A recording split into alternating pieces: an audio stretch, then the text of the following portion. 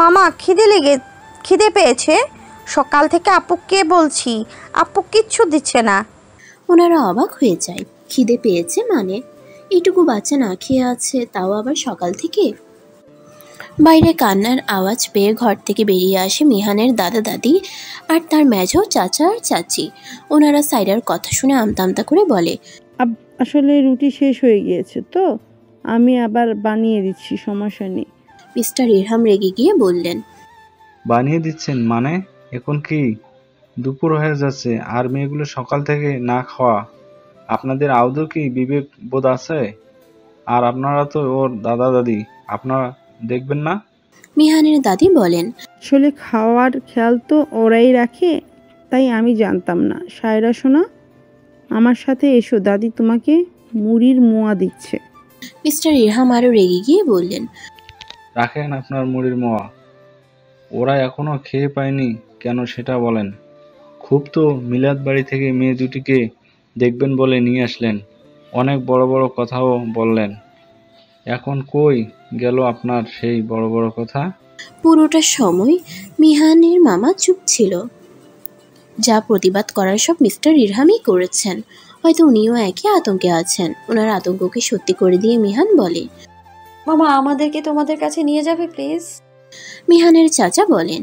মিহানের চাচি স্বামীকে রাগ করতে দেখে ব্যাপারটা সামাল দেওয়ার জন্য বলেন, আরে মেয়েটা হয়তো একটু ঘুরতে যেতে যাচ্ছে, যাক না, পরে আবার চলে আসবে। যাও মা, যাও, মামার বাড়ি থেকে ঘুরে এসো, তাড়াতাড়ি চলে এসো কিন্তু আবার, ঠিক আছে?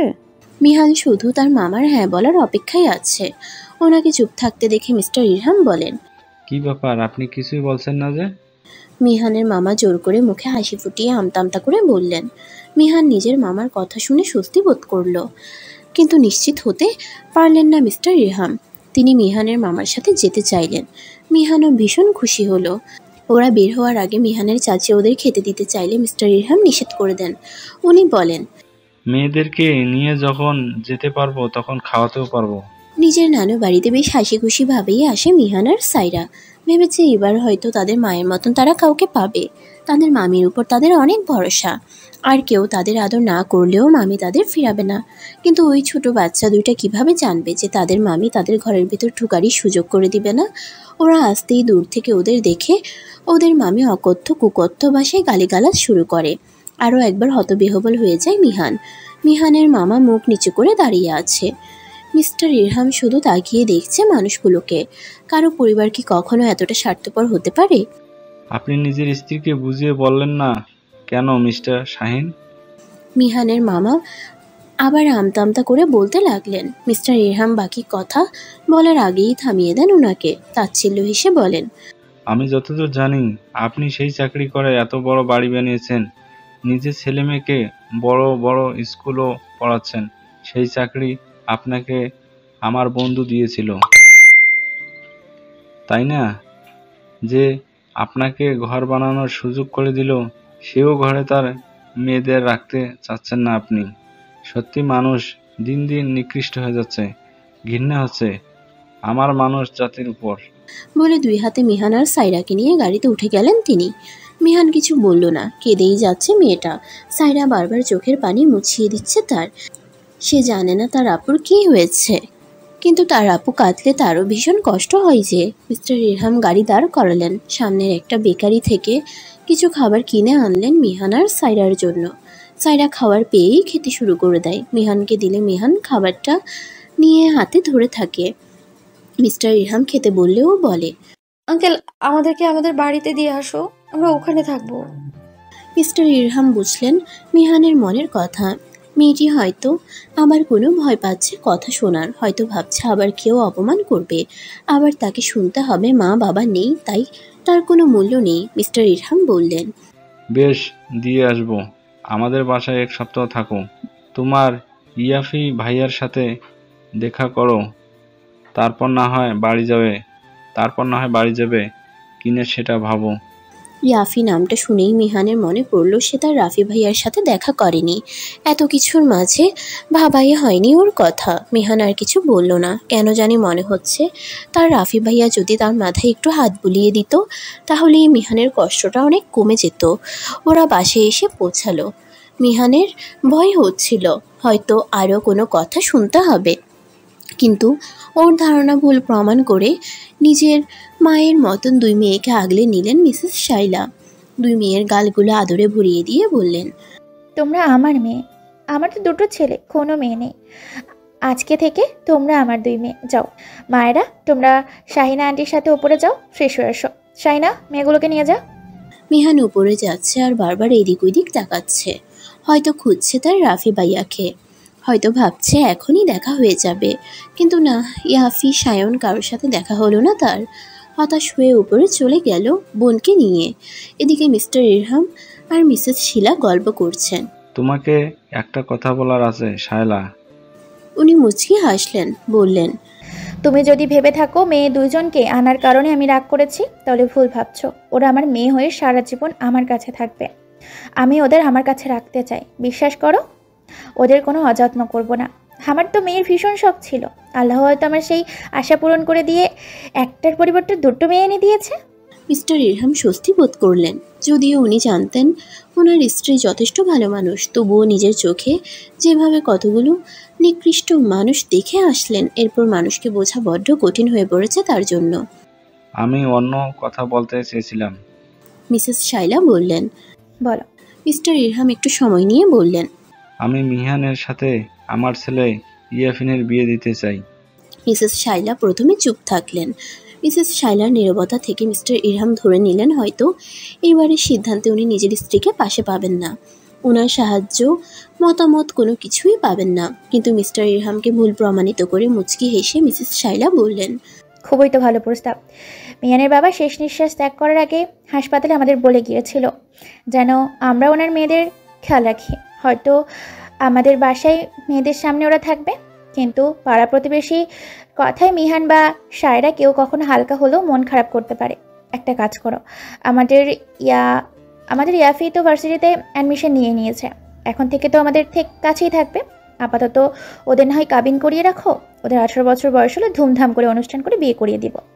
মিস্টার ইরহাম প্রশ্ন করলেন, তাহলে প্রথমে চুপ ছিলে যে?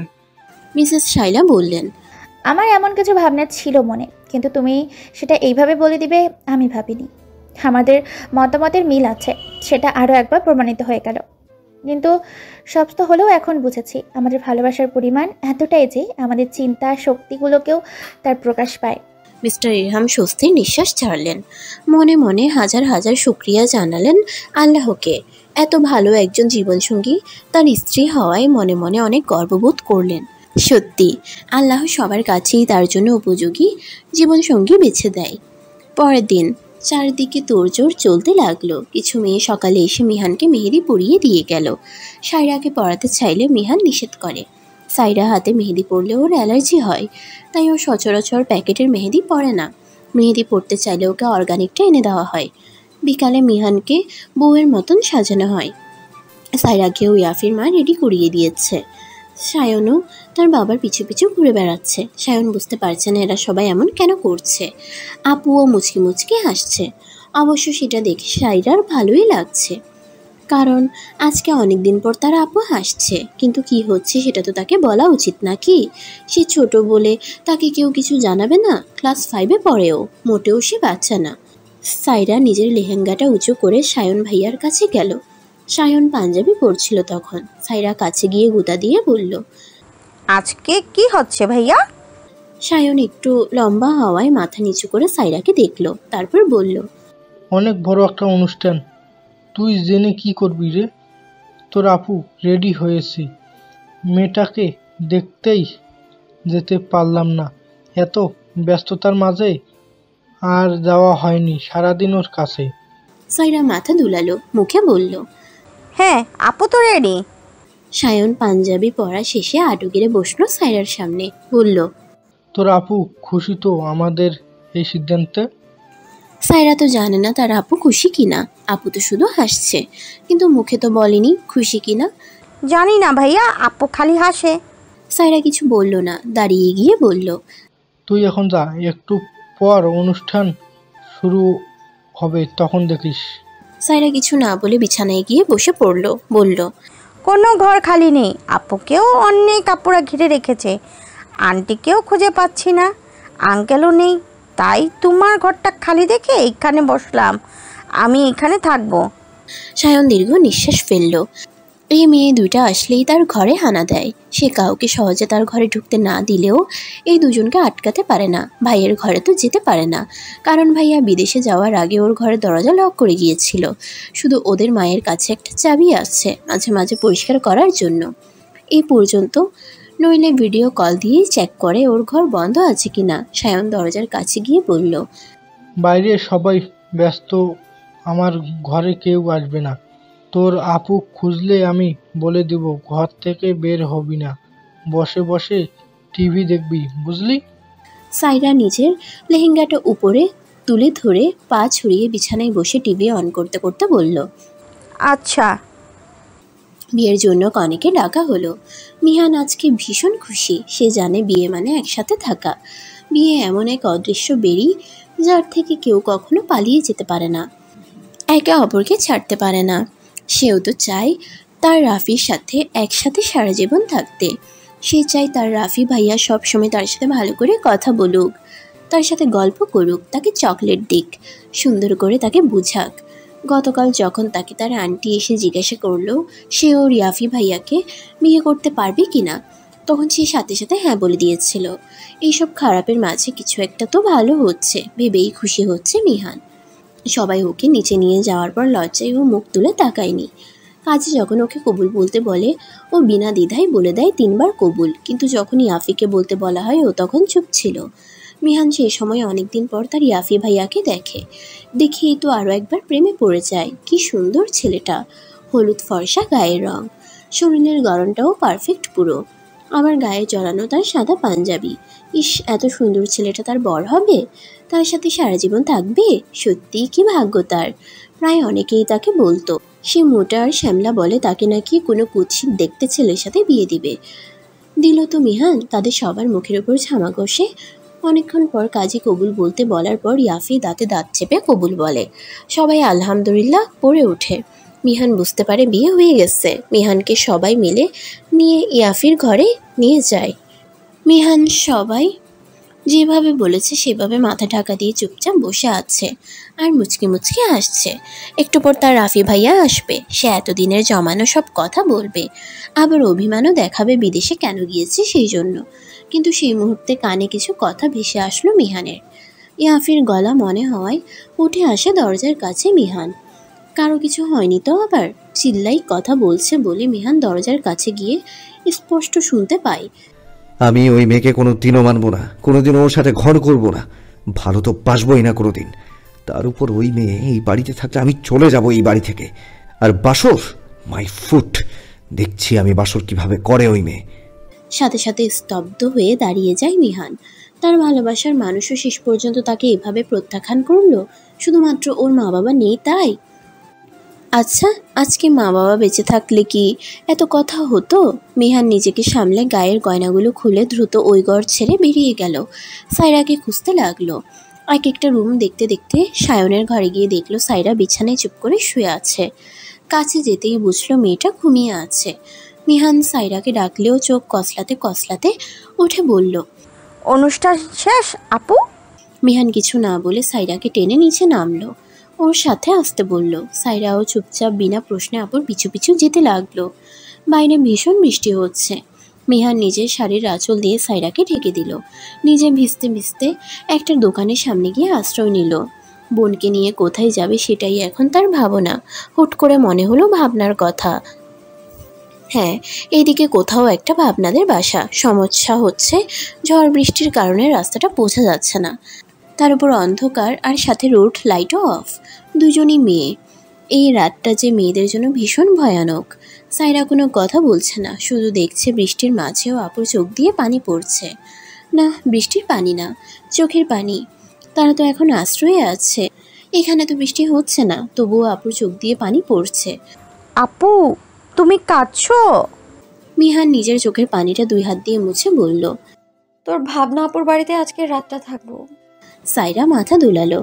বৃষ্টি হালকা কমতেই মিহান নিজেকে একটু ঢেকে বাকিটা দিতে সাইরাকে আড়াল করে রাস্তা দিয়ে হেঁটে যেতে লাগে। কিছু দূর গিয়ে চেনা রাস্তা পেতেই ভাবনার বাড়িটা খুঁজতে লাগে সে। একটু ভালোভাবে দেখতেই বুঝে বাম পাশের বাড়িটাই ভাবনাদের বাড়ি। মিহান গিয়ে দরজা বাড়ি দিতে থাকে, কখনো কলিং বেল আবার কখনো দরজা বাড়ি। খুব জোরে দরজায় আঘাত করার কারণে বৃষ্টিতেও ভালোই বোঝা যাচ্ছে দরজার আওয়াজ। ভাবনার বাবা এসে দরজা খুলে ওদের দুজনকে দেখেই অবাক হয়ে যান। দ্রুত ওদের ঘরে আসতে বলেন। ভাবনার মা আর ভাবনাও অবাক হয়। ভাবনার মা সাইরাকে নিয়ে মাথা মুছে দেয় আর মিহানকে একটা টাওয়াল ধরিয়ে দেয়। সাইরাকে মুছিয়ে উনি মিহানকেও মুছিয়ে দেয়। মিহান শুরু থেকে সবটা খুলে বলে আর বলে আজকের রাতটা শুধু থাকবে, কালকেই চলে যাবে। ভাবনার মা বাবার মেয়ে দুটোর উপর ভীষণ করুণা হয়। যেহেতু ভাবনার সাথে ওরা ছোট থেকেই বড় হয়েছে, তাই মিহানের মা বাবাকে খুব ভালো করেই চেনেন। ওনারা বলেন আজকে থেকে ওনারা মিহান আর সাইরার মা বাবা হয়ে থাকবেন। মিহান রাজি হয় না। সে জানে এভাবে সবাই বলে, কিন্তু কিছুদিন যেতে না যেতেই ওরা বিরক্ত হয়ে যাবে ওদের উপর। এটাই নিয়ম। মানুষকে বেশি দিন দেখলে হয়তো তাদের আর দেখতে মন চায় না, সেই মানুষটার উপর বিরক্তি চলে আসে। মিহান মোটেও রাজি হয় না, কিন্তু ওনাদের এক কথা, আজকে থেকে ভাবনা ওর বোন আর মিহান সাইরা ওনাদের মেয়ে। আজকে থেকে ওনারাই মিহান আর সাইরার মামনি আর বাবাই। কিন্তু মিহান জানায় সে এখানে থাকবে, কিন্তু সেটা কাউকে জানানো যাবে না। যেহেতু এখানে আশেপাশে তার আর ইয়াফিদের বাসা, সেহেতু তাকে খুঁজে হয়তো সহজেই পেয়ে যাবে। এই জন্য মিহান আর সাইরাদের আরেক নাম মাইশা আর সৃজনী হিসেবে তারা পরিচিত হতে থাকে তাদের স্কুল, কলেজ আর ভার্সিটির সবার কাছে। মাইশা হালকা হেসে পিছন ফিরে নিজের বন্ধু বান্ধবদের দিকে তাকালো। ওরা ছলছল চোখে তাকিয়ে আছে মাইশার দিকে, এমনকি লিপিকার চোখেও পানি। এই অল্প বয়সে মা বাবা হারানোর পর আবার আত্মীয়দের আসল রূপ দেখা, তাদের কাছে অকথা কুকথা শোনা, আবার যার সাথে বিয়ে হয়েছে তার প্রত্যাখ্যান, সব কিছু মিলে সত্যি মেয়েটা অনেক কিছু সহ্য করেছে। ওয়াহিদ জিজ্ঞাসা করলো, ওই ছেলের আর কোনো খোঁজ পাসনি? মাইশা ভাবনার দিকে তাকালো। সত্যিটা কি বলা উচিত কিনা বুঝতে পারলো না, কিন্তু এখন যদি সব বলে দেয় তাহলে হয়তো ওর বন্ধু মহল ইরশাদকে ভুল বুঝবে, খারাপ ছেলে ভাববে। এর থেকে ভালো হবে যদি কথাটা চেপে যাওয়া যায়। লিপিকা আর আনাইশা এসে মাইশাকে জড়িয়ে ধরলো। মাইশাও ওদের 2 হাতে আগলে নিল। ভাবনাও গিয়ে ওদের পিছন থেকে জড়িয়ে ধরলো। মাইশার অনেকটাই শান্তি লাগছে। এই বন্ধু মহলের কাছে সে কিছু লুকাতে চায় না, ভালো লাগে না তার কিছু লুকাতে। হ্যাঁ, এখনো হয়তো কিছু কথা অপ্রকাশিত আছে, তবে আপাতত সেটা সেভাবেই থাক। লিপিকার হুট করে মনে হলো সৌরাজের সাথে মাইশার সম্পর্ক কি? তবে কি সৌরাজই সেই? এসব কথা মাইশাকে জিজ্ঞাসা করবে ভাবলো লিপিকা।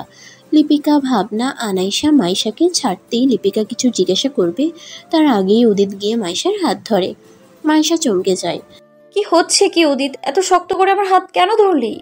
উদিত অনেকটাই উদ্ভ্রান্তের মতন জবাব দিল, যে নেই তার ভালোবাসায় তোকে মশগুল থাকতে হবে না।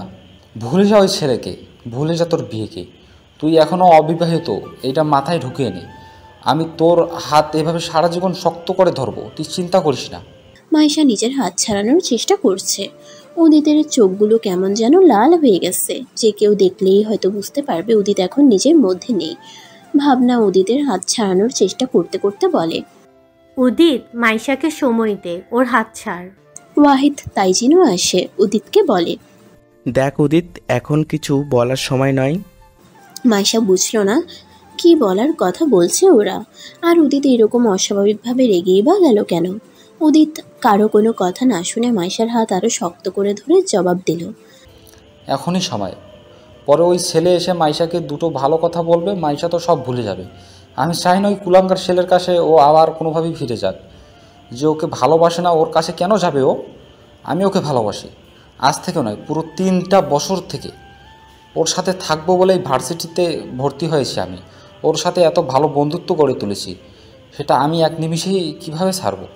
মাইশাকে ভালোবাসার কথাটা মাইশা বাদে উপস্থিত সবাই জানতো, কিন্তু ওরা জানতো যে মাইশার সাথে বন্ধুত্ব হওয়ার পর উদিত মাইশার প্রেমে পড়েছে। এই ভার্সিটিতে ভর্তি হওয়া থেকে শুরু করে সবটাই যে শুধু মাইশার জন্য, এটা তারা কেউ জানতো না। তাই স্বভাবতই সবাই অবাক হলো। মাইশা জিজ্ঞাসা করলো, এটা কখনোই সম্ভব না উদিত। আমি চাইলেও আমার বিবাহিত সত্তাকে ভুলতে পারবো না কখনো। তুই জীবনে ভালো কাউকে ডিজার্ভ করিস, আমার কথাটা ভুলে যা তুই। উদিত কেমন যেন একটু ভয়ানকভাবে হাসলো। মাইশার বুকটা অজানা ভয়ে কেঁপে উঠল। বারবার উদিত এর হাত ছাড়াতে লাগলো। উদিত বলল, উদিত আফসার কোনো কিছু চাইলেই সেটা পেয়েই ছাড়ে। আর তুই তো আমার 3 বছরের ভালোবাসা। এতটা ধৈর্য ধরেছি শুধুমাত্র তোর সম্মতিতে তোকে নিজের করে নিব বলে। কিন্তু এখন যা বুঝতে পারলাম তুই কিছুতেই আমার কাছে ধরা দিবি না। আমাকে ক্ষমা করে দিস, এছাড়া আমার আর কোনো উপায় নেই। কাউকে আর কিছু বলতে না দিয়ে চোখের পলকে মাইশাকে তুলে নিয়ে বেরিয়ে গেল উদিত। আশেপাশে কোনো স্টুডেন্ট ছিল না বলে কোনো গন্ডগোল হয়নি। আর বাকিরা আটকাবে কি? তারা তো অবাক হওয়াটাই শেষই করতে পারছে না। উদিত তো ভীষণ শান্ত। হুট করে এইভাবে এত রাগ আর মাইশাকে রীতিমতো তুলে নিয়ে যাওয়ার কাজ উদিত কিভাবে করতে পারে? ভাবনার হুঁশ ফিরতেই সে দ্রুত বাইরের দিকে রওনা দিল। উদিত বাইরে এসে নিজের ডান দিকে কাউকে একটা ইশারা করতে একটা বেশ বড় ব্ল্যাক কালারের BMW গাড়ি চলে আসলো। মাইশা ব্যাপার গন্ডগোল বুঝেই নিজের হাত পা ছুটতে লাগলো, কিন্তু উদিত তার আগেই তাকে ছিটকে গাড়ির মধ্যে ফেলে দিল। মাইশা দরজা খুলে বের হওয়ার আগে উদিত ভিতরে বসে ওর হাত দুটো নিজের হাত দিয়ে চেপে ধরল। গাড়ি স্টার্ট দিতে বললে সাথে সাথে গাড়ি চালু হয়ে গেল। ভাবনা ওরা আস্তে আস্তে গাড়ি চলা শুরু করে দিল। মাইশা বারবার উদিতকে ছাড়তে বলছে, কিন্তু এই উদিত যেন সেই উদিতের মতন করছে না। কেমন যেন হিংস্র মানুষ মনে হচ্ছে। প্রথমে ভয় না লাগলেও এখন ধীরে ধীরে ভয়টা যেন কাবু করে ফেলছে মাইশাকে। রাগ ভীষণ খারাপ একটা জিনিস। রাগের বশে কে কী করে কেউ বলতে পারে না। পরে যখন বুঝতে পারে তখন আফসোস করা ছাড়া আর কোনো উপায় থাকে না। উদিত ছাড় আমায় প্লিজ, কি করছিস তুই? উদিত আবার হাসলো, বলল, ছাড়বো তো, কিন্তু তার আগে তুই পুরোপুরি আমার হয়ে যা, তারপর না হয় ভেবে দেখবো তোকে ছাড়াটা কত সেফ। মাইশা ভয়ার্ত কণ্ঠে বলল, কেন এমন করছিস? আমার থেকেও সুন্দরী আর ভালো মেয়ে পেয়ে যাবি তুই, বিশ্বাস কর, ছেড়ে দে আমায়। উদিত বলল, আমার ভালো মেয়ে না, তোকেই চাই। চুপ কর, কোনো কথা বলবি না আর, চল আমার সাথে। মাইশা উদিতের কাছে নিজের হাত ছাড়ানোর জন্য বারবার চেষ্টা করছে। মাঝে মাঝে গাড়ি জানালার দিকে তাকিয়ে বাঁচাও বাঁচাও বলে চিৎকার করছে। মাইশা যত ছুটবার চেষ্টা করছে উদিত তত আরো শক্ত করে ধরে হু হা করে হাসছে। তুই আমাদের চেনা সেই উদিত না, তুই অন্য কেউ, তুই আলাদা। আর গাড়ি গাড়ি কোথা থেকে আসলো তোর? আর কোথায় বা নিয়ে যাচ্ছিস তুই আমায়? এভাবে কোনো কিছুতেই কোনো লাভ হবে না, ছাড় আমায়। উদিত পাকা হেসে বলল, আমার অচেনা রূপটা কতটা ভয়ঙ্কর সেটা তুই ধীরে ধীরে বুঝতে পারবি।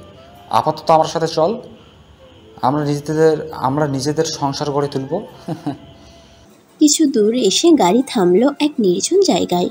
বিস্তীর্ণ একটা মাঠ, আর তার মাঝে সুবিশাল একটা ডুপ্লেক্স বাড়ি, চারদিকে গাছ দিয়ে ভরা। দূর থেকে জঙ্গল লাগলেও কাছে আসলেই যে কেউ এই জায়গায় একটা রাত কাটাতে চাইবে। এতটাই মনোরম আর স্নিগ্ধ এই পরিবেশটা। উদিত মাইশাকে কাঁধে করে উপরের একটা ঘরে নিয়ে ছুঁড়ে ফেললো বিছানায়। মাইশা বারবার পিছিয়ে যাচ্ছে আর উদিত বারবার এগিয়ে যাচ্ছে। মাইশা বিছানার কর্নারের সাথে ঘেঁষে যেতেই উদিত বিছানার পিছনে থাকা শিকলগুলো বের করলো আর সেটা দিয়ে মাইশার 2 হাত বেঁধে দিল। শিকলটা বিছানার সাথে লাগানো, তাই চাইলেও ওইটা জোর করে খোলা সম্ভব না। তারপর বিছানা থেকে নেমে মাইশার পা দুটোও বেঁধে দিল একইভাবে। মাইশার মনে হচ্ছে এবার হয়তো নিজেকে রক্ষা করতে ব্যর্থ হবে সে। এতদিন যে ওকে আগলে রেখেছে, আজকে সেই ওর সর্বনাশ করবে। শেষ পর্যন্ত কি তার জীবনের রক্ষকই ভক্ষক হবে? উদিত তুই এটা আমায় কোথায় নিয়ে এলি? কেন আনলি? দেখ আমি বিবাহিত, একটু বুঝ তুই। উদিত হাসলো আবারও, বলল, তুই বিবাহিত কি না সেটা আমার বোঝার প্রয়োজন নেই। সব থেকে বড় কথা তুই আমার। আর এই বাড়িটা, এইটা আমার বাড়ি।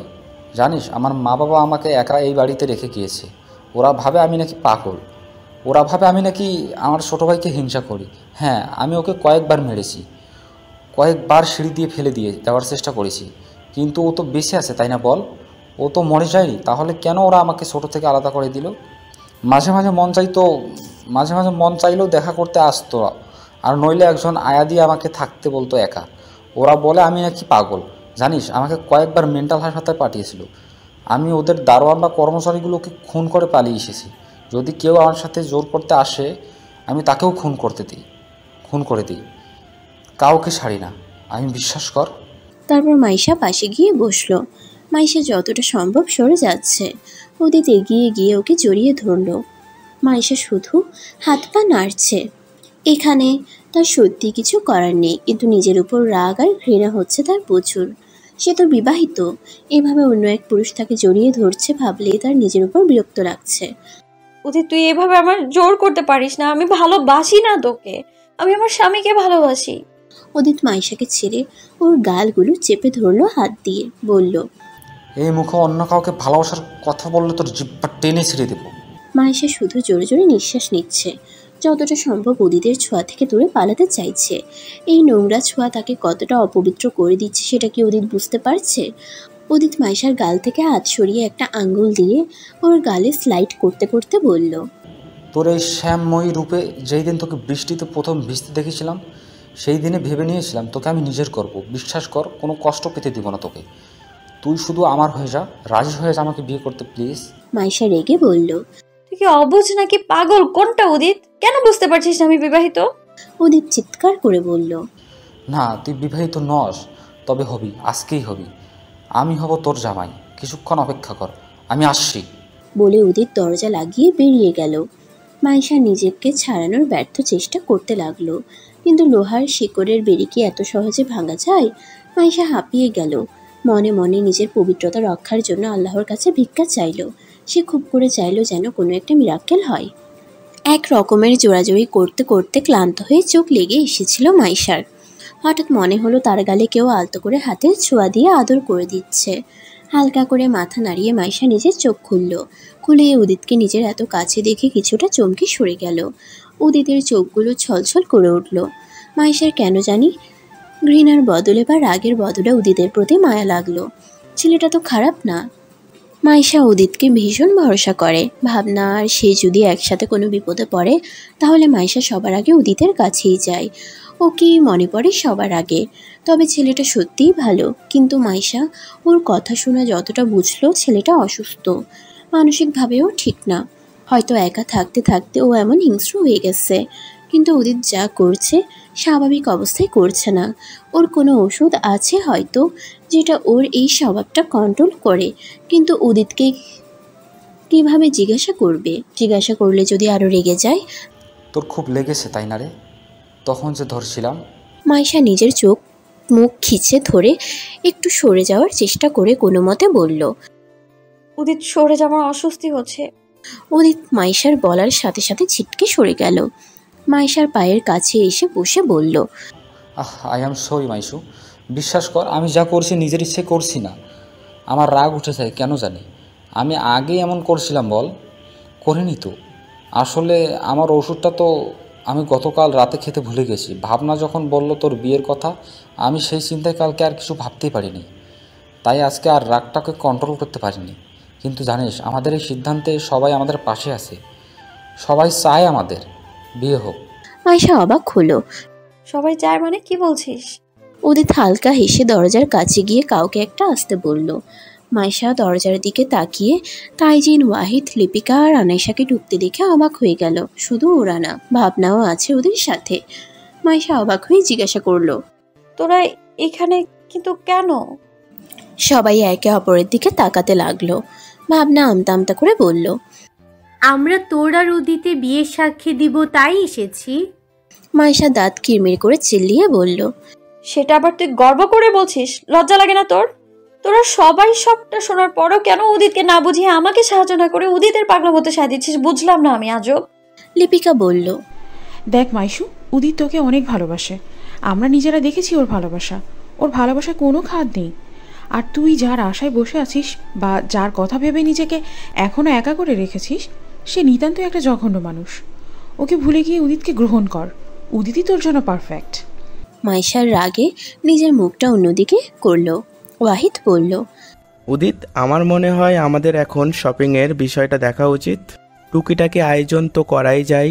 উদিত বিছানার পাশে থেকে উঠে ওয়াহিদের কাছে মুচকি হেসে বলল, ঠিক বলেছিস। তাহলে আমরা ছেলেরা যাই, ওরা না হয় মাইশার কাছে থাকুক। আর শোন, মাইশাকে খাইয়ে দিস, আর তোরাও কিছু খেয়ে নিস। নিচে সব খাবার রেডি আছে। যাওয়ার আগে তাইজিন ওদের আটকে বলল, মাইশার কাছে মানে আছে মাইশাকে কি খুলে দেওয়া যায় না উদিত?